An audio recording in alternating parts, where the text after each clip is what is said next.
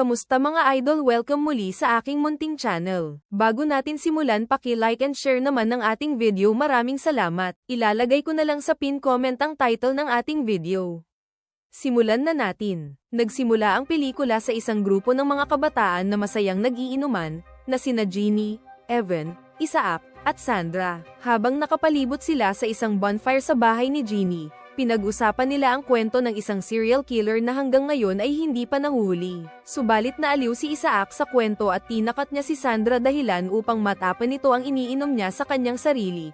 Kaya galit na pumasok ang dalaga sa loob upang maglinis, subalit agad naman siyang sinundan ni Isaac. Sa loob, labis na namangha si Isaac sa napakaraming antik na kinukolekta ng ama ni Jeannie. Habang tumitingin siya sa paligid, napansin niya ang isang kahon na may isa pang piraso na hindi pa naipapakita. Isa itong sinaunang kunyal na tinatawag na Ladola. Habang patuloy na naghahanap si Sandra ng maipanglilinis sa sarili, inilagay ni Isaac ang kunyal sa mesa at naglakad papunta sa basement. Sa ibaba, nakakita siya ng koleksyon ng matatandang alak at kumuha ng isang bote. Ngunit isang bigla ang ingay ang nagpagulat sa kanya kaya nabitawan niya ito. Habang nililinis niya ang kalat, sinunggaban siya bigla ni Butcher mula sa likuran, at isiniksik nito ang isang bote ng alak sa lalamunan ng binata bago ito binasag sa loob. Makalipas ang ilang sandali, habang naglilinis si Sandra sa banyo, nakarinig ito ng kakaibang ingay kaya agad niya itong tinignan, subalit biglang winasak ng baliw ang pinto, kaya napa-atras ang dalaga at agad siyang tinapos ng baliw gamit ang takip ng inidoro. Samantala, katatapos lang gumawa ng milagro ang dalawang mahilig, subalit nabitin si Evan at umiirit pa ito ng isa kay Jeannie pero hindi ito pumayag, at nagsimulang lumayo ang dalaga sa kanya. Habang nagtatalo ang dalawa, biglang bumukas ang mga ilaw at naabutan sila ni Butcher at binali ang isang tennis racket bago ito itinarak sa ulo ng mahilig na si Evan. Napasigaw ng malakas ang dalaga at mabilis na tumakbo papasok sa mansyon upang magtago, habang pumulot naman si Butcher ng sibat at inihagis ito sa direksyon niya. Subalit hindi ito tumama at bumaon sa pader. Agad nagtago si Jeannie sa isang aparador, ngunit mabilis siyang natunton ng baliw, subalit nang tingnan nito ang loob ng aparador, wala na roon si Jeannie. Lumalabas na may lihim na pinto sa loob kung saan siya nagtago, at dahan-dahan siyang lumabas sa kanyang pinagtataguan at narinig niyang dumating ang kanyang mga magulang. Nakahinga siya ng maluwag at mabilis na tumakbo papunta sa kanila, subalit sinalubong siya ng baliw at itinuwog sa sibat na nakabaon sa pader. Matapos noon, kinuha ni Butcher ang dola at umalis. Lumipat ang eksena sa nag-aalmusal na si Millie, kasama ang kanyang ina at ang kanyang kapatid na pulis na si Charlene.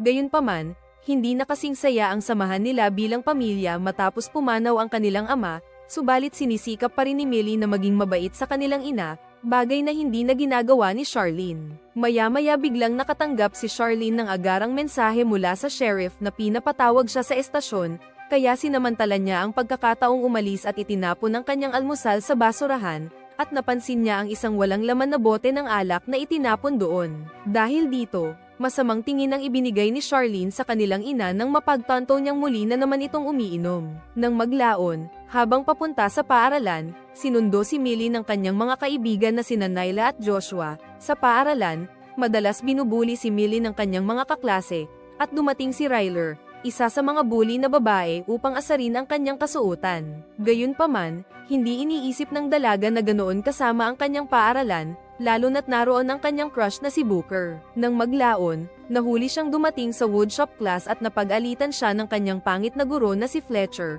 Bukod pa rito, nang hindi niya maipakita ang kanyang proyekto, pinahiya siya nito sa harap ng buong klase hanggang sa muntik ng maluha ang kawawang dalaga. Bigla namang nakatanggap ang buong paaralan ng emergency alert tungkol sa mga pagpaslang noong nakaraang gabi, sa kabila ng banta ng isang serial killer na malaya pa rin. Hindi ipinagpaliban ang pagdiriwang ng homecoming.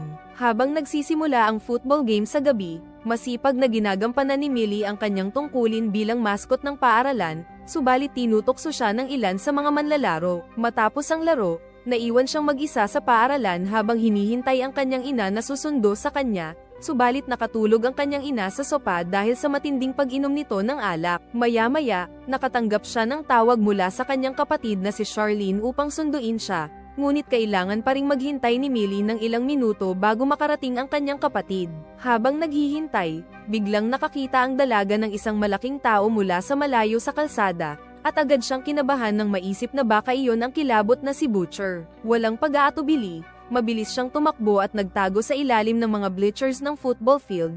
Nang isipin niyang ligtas na ang paligid, gumapang siya palabas ngunit biglang tumalon sa kanyang harapan ang baliw. Muli siyang tumakbo ng buong lakas, subalit madali lang siyang naabutan at napabagsak siya ng baliw, at inilabas nito ang dola. Bahagyang nagliwanag ang batong nakalagay rito sa dilim. Nang saksakin nito ang balikat ni Millie, agad din itong nasugatan na parang magkaugnay ang kanilang mga katawan. Dahil sa pagkalito, sandaling huminto ang baliw, at biglang dumating si Charlene at agad tumakbo papunta sa kanyang kapatid habang humihingi ng backup. Kahit nasa pagkabigla pa rin, napansin ng dalaga ang nangyari sa butcher. Sa estasyon ng pulis, tila wala sa sarili si Millie dahil sa trauma. Subalit napansin niyang kinuha ng mga pulis ang dola bilang ebidensya. Nang gabing iyon, nagsimulang gumana ang kapangyarihan ng kunyal habang natutulog si Millie. Nang magising siya kinabukasan, kapansin-pansin na may kakaiba sa kanya. Samantala, nagising din ang baliw sa kanyang sariling lugar sa lumang bodega. Subalit si Millie pala ang nasa katawan nito. Lumalabas na nagpalitan sila ng katawan dahil sa mahika ng dola. Sa bahay, hindi alam ng baliw kung paano makikisalamuha sa pamilya ni Millie. Ngunit isang bagay ang sigurado, gusto niya silang patayin. Kumuha siya ng isang kutsilyo habang nakikita si Charlene sa kusina. Dahan-dahan siyang lumapit sa likuran nito na balak itong saksakin, subalit inagaw bigla ng ina ni Millie ang kutsilyo, at hindi pa rin napapansin ng ina ni Millie na may kakaibang nangyayari sa kanyang anak. Sa kabilang banda, nang sinubukan ni Millie na lumabas gamit ang katawan ng butcher, hindi naging madali para sa kanya dahil ang mukha ng kriminal ay nasa lahat ng balita dahil sa police sketch. Nang makilala ng isang sibilyan ang mukha ng baliw, agad itong tumakbo palayo. Samantala, mas maganda ang lagay ng baliw sa katawan ni Millie, at nag-ayos pa ito ng husto para sa paaralan. Agad na palingon ang lahat kay Millie at nakita nilang kaakit-akit ang bago nitong hitsura. Lumapit sina Nyla at Joshua sa kanilang kaibigan, subalit hindi sila pinansin ng baliw. Nang lumapit si Ryler upang sumikat gamit ang karanasan ni Millie, bigla niyang niyaya ang dalaga para magkasama silang lumabas, na bahagi pala ng kanyang plano upang tapusin si Ryler. Samantala, palihim naman pumasok si Millie sa paaralan bilang si Butcher, umaasang makakaligo. Habang nag-uusap naman sina Ryler at ang baliw sa girls' locker room kung saan naliligo si Millie. Nang umalis si Ryler upang umihi, nakita niya si Butcher na naliligo, subalit hindi alam ng dalaga na si Millie iyon, kaya agad niya itong sinabi kay Butcher, subalit sinabi lang nito sa kanya na magtago siya sa loob ng cryo tank, ngunit iniwan lang siya roon ng baliw. Pagkatapos maligo, nakita ni Millie ang cryo tank at nadiskubreng nanigas na si Ryler doon hanggang sa kunin na ito ni Lord. Pagkatapos ay nabasag ang kanyang katawan nang bumagsak ito sa sahig. Sa kabilang banda, inanunsyo ng paaralan na kanselado na ang homecoming dahil sa walang tigil na pag-atake ni Butcher, subalit nagsisimula pa lamang siya. Dumalo siya sa woodshop class kung saan nakita niyang aksidenteng nasugatan ni Booker ang sarili, kaya sinipsip ni Butcher ang dugo sa daliri nito, subalit nang makita ito ng kanilang pangit na guro, pinagalitan niya si Millie dahil sa hindi naaangkop na asal. Samantala, hinihintay ng dalawa si Millie sa kanilang karaniwang tambayan. Nang dumating siya, mabilis na tumakbo ang dalawa sa takot dahil sa pag-aakalang iyon talaga ang killer. Sinubukan ni Millie ang lahat upang makausap sila, subalit sinipa siya ni Nyla sa singit, at sa unang beses naranasan niya ang matinding sakit na iyon kaya napahinto muna siya bago muling humabol sa kanila. Nang subukan niya muling sabihin na siya talaga si Millie, hindi naniwala ang dalawa sa kakaibang kwento, at desperado na mailigtas ang sarili, pinaghahampas nila si Millie ng anumang bagay na mahawakan nila sa kusina. Dahil wala nang pagpipilian si Millie kundi depensahan ang sarili, bigla niyang itinulak si Nyla. Bagay na hindi man lang niya namalayan ang lakas ng bago niyang katawan dahil nasa katawan siya ng isang malakas na lalaki. Makalipas ang ilang sandali, napagod ang lahat sa laban kaya nagpahinga muna sila. Pagkatapos ay sinamantala ni Millie ang pagkakataon upang patunayan ang kanyang pagkakakilanlan sa pamamagitan ng pagsayaw ng mascot routine ng paaralan. Nang makuha na niya ang kanilang atensyon, tinanong siya ni Nyla at Joshua ng mga detalye na si Millie lamang ang makakaalam, at sa wakas, naniwala sila sa kanya. Nang maglaon, muli silang nagkita sa banyo ng mga lalaki kung saan ikinwento ni Millie ang nangyari, lalo na ang tungkol sa kunyal, kaya sinaliksik ni Joshua ang ladola, at natuklasang isa itong sinaunang Aztec na kunyal na ginagamit sa ritual na paghahandog ng sakripisyo. Dahil karamihan sa mahahalagang detalye ay nasa wikang Espanyol, humingi sila ng tulong sa kanilang guro sa Espanyol para maisalin ito. Doon, Nalaman nila na magiging permanente ang epekto ng kunyal kung hindi nila ito mababaligtad sa loob ng 24 oras. Samantala, habang naghihintay sa banyo si Millie, pumasok ang isang lalaki na kanyang bully, at sinamantala ni Millie ang lakas ng kanyang bagong katawan, at tinakat niya ito ng husto hanggang sa mapaihi sa pantalon ang kawawang binata. Matapos noon, muling nagkita ang tatlo upang hanapin ang kunyal dahil limitado na ang kanilang oras. Kailangan muna nilang mahuli ang butcher upang mapigilan ang pagpatay nito sa loob ng paaralan, habang ang baliw naman ay bumalik sa woodshop class upang atakihin si Fletcher. Sa una sinubukan niya itong patayin gamit ang screwdriver, subalit dahil likas na mahina ang katawan ni Millie, nagawang mapigilan siya ni Fletcher. Gayunpaman, hindi sumuko ang baliw at desperado ito, hanggang sa naibaon niya ang screwdriver sa leeg ni Fletcher at itinulak ang kawawang guro patungo sa umaandar na circular saw. Nang lumabas ang baliw sa silid, nakasalubong niya ang ilang pulis na nagpapatrolya sa paaralan, ngunit hindi siya gaanong pinansin ng mga ito. Sa sandaling iyon, nakita niya sina Joshua at Nyla kasama ang tunay na si Millie. Bago pa man nila subukang hulihin ang baliw, nagsimula itong sumigaw para humingi ng tulong dahilan upang habulin ng mga pulis si Millie, kaya tinulungan siya ng dalawa para makatakas. Mabilis silang nagmaneho sa kalsada subalit nakita sila ni Charlene at hinabol ang mga ito, dahil wala na silang ibang mapuntahan. Nagtungo sila sa discount bonanza kung saan nagtatrabaho ang ina ni Millie. Doon, itinago nila si Millie sa mga fitting room upang mahanapan siya ng disguise. Habang mag-isa siya, narinig niya ang kanyang ina na kasalukuyang nagtatrabaho. Nauwi ang dalawa sa pag-uusap at ikinwento ng ina ni Millie ang tungkol sa kanyang pagdadalamhati. Sa unang pagkakataon, nalaman ni Millie kung ano talaga ang nararamdaman ng kanyang ina tungkol sa pagkamatay ng kanilang ama. Biglang naputol ang kanilang pag-uusap nang dumating si Charlene, at nagmamadaling sinabi sa kanyang ina na tawagan si Millie. Nang umalis sila, bumalik sina Joshua at Nyla upang bigyan siya ng maskarang pantago. Subalit dahil natatakpan ang kanyang paningin, nahirapan siyang maglakad-lakad. Subalit desperado pa rin ang tatlo na mahanap ang baliw, at nag-scroll si Joshua sa SOCMED at nagawang matunton ang lokasyon nito. Lumalabas na kasama nito ang mga manlalaro ng football sa arcade game kabilang na si Booker. Dahil nalulungkot silang nakansela ang homecoming dance,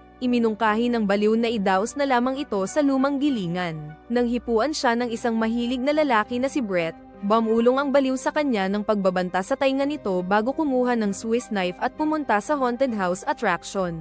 Nang mapansin ito ni Booker, agad niyang naisip na may kakaibang nangyayari kaya sinundan niya ang baliw. Nang maglaon, dumating ang tatlo sa arcade at agad nilang hinanap ang baliw dahil nangangamba silang baka patayin nito si Booker. Habang ang baliw naman ay dahan-dahan lumalapit sa likuran ni Booker, ngunit bago pa niya masaksak ang binata, pinatumba siya ni Millie gamit ang golf club. Natakot naman si Booker nang makita si Millie gamit ang katawan ng baliw, at kumaripas ng takbo dahil sa takot na baka siya ang patayin nito, subalit itinulak siya ni Millie kaya nawalan siya ng malay. Matapos noon, nagtungo sila sa bahay ni Joshua kung saan itinali nila ang baliw sa isang upuan. Samantala, nang magising si Booker, sinubukan ni Millie na ipaliwanag sa kanya ang lahat, subalit mas mahirap siyang kumbinsihin lalo na nang subukan ng baliw na guluhin ang isip niya sa pamamagitan ng pagpapanggap na inosente. Sinubukan ni Booker na umalis, subalit sinimulang bigkasan ni Millie ang tula ng pag-ibig na lihim niyang ibinigay rito, kaya sa wakas ay naniwala siya. Matapos noon, gumawa ang grupo ng plano upang mailigtas si Millie sa kanyang sitwasyon.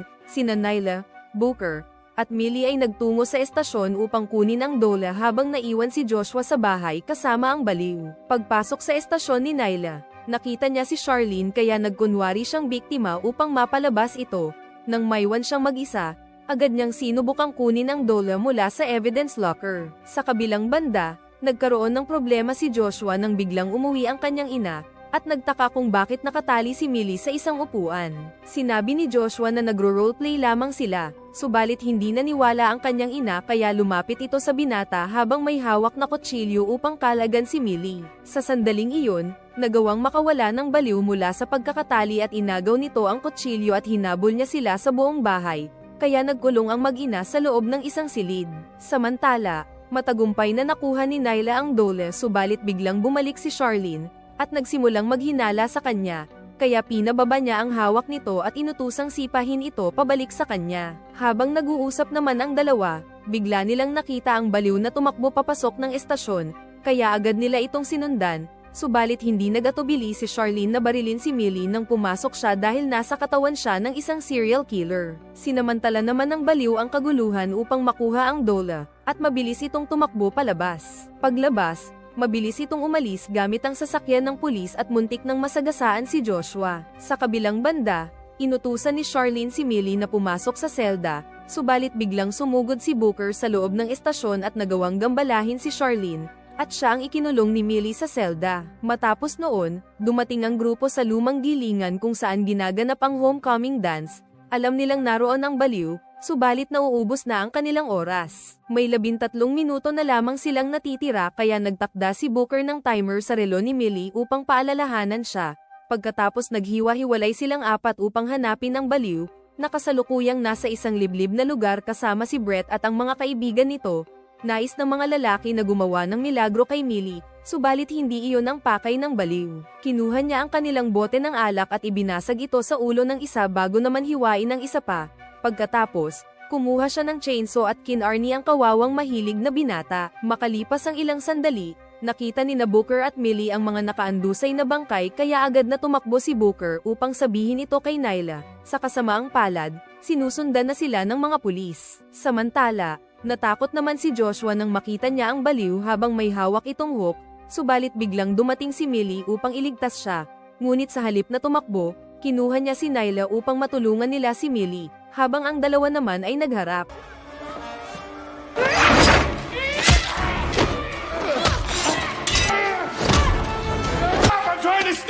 Nang malapit ng isaksak ni Millie ang Dola sa baliw, biglang may dumating na pulis at binaril siya nito kaya mabilis na tumakbo ang baliw.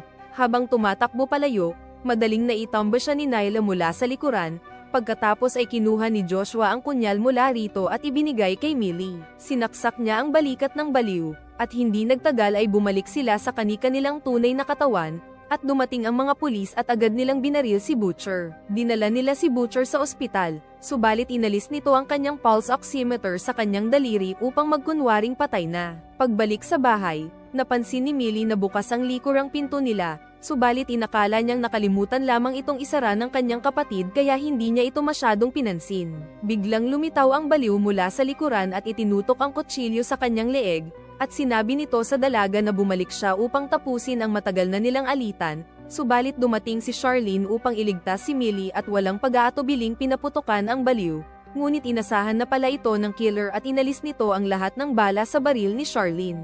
Sa hindi inaasahan, binasag ng kanilang ina ang isang bote sa ulo nito, at agad namang sinubukan ni Charlene na lagyan muli ng bala ang kanyang baril, ngunit pinatumba siya ng baliw bago pa siya makaputok. Si Millie na nagtangkang tambangan siya, ay napahinto dahil sa pag-aalinlangan, hindi siya sapat na matapang upang saksakin ito, kaya hinawakan ng baliw ang kanyang braso at inuntog siya. Sa biglaang pagdating ng lakas ng loob, sinipa ni Millie ang baliw sa singit, habang namimilipit ito sa sakit, pinalo naman siya ni Charlene gamit ang isang upuan. Tinapos ni Millie ang lahat ng lumuhad ito sa pamamagitan ng pagsaksak ng matulis na poste ng kahoy sa dibdib nito, at tuluyan ng kinuha ni Lord ang baliw. Dito na po nagtatapos ang ating magandang pelikula. Kung nabitin ka sa ating video, mag-subscribe ka na sa aking channel para updated ka sa mga susunod ko pang mga magagandang video na parating. Paki-like and share na rin ang ating video para lahat tayo masaya. Ilalagay ko na lang sa pin comment ang title ng ating video. Hanggang sa muli.